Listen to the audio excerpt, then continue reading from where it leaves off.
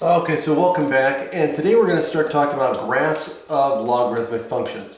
So I'm going to start off by giving an example, and this is an investment example.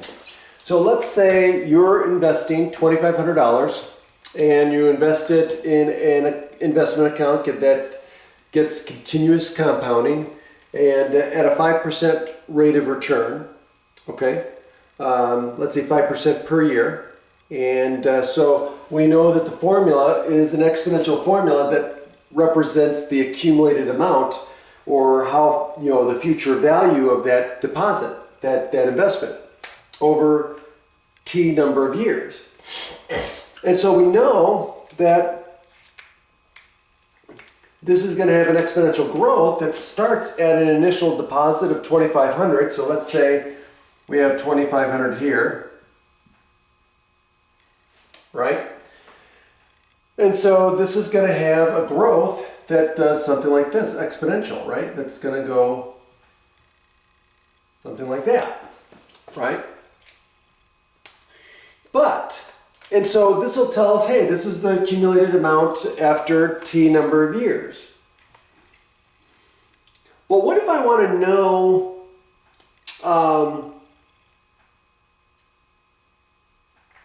how many years it's going to take to reach any amount?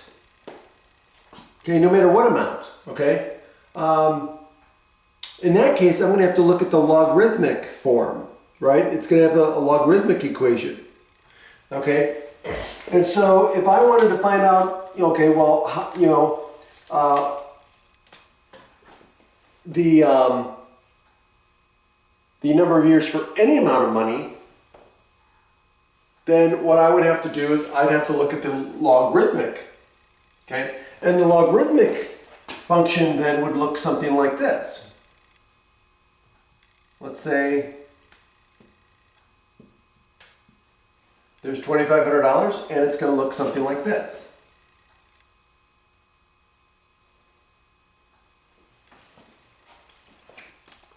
So $2,500. And so now the x-axis represents the amount of money and the y-axis represents time. So I can say, hey, for whatever amount of money, I can find how many years it would take me to earn that much money. Okay? And so that's the usefulness in many different applications where we're going to want to look at the graph of the logarithmic function instead of the exponential. Okay? So, okay. So now, let's say so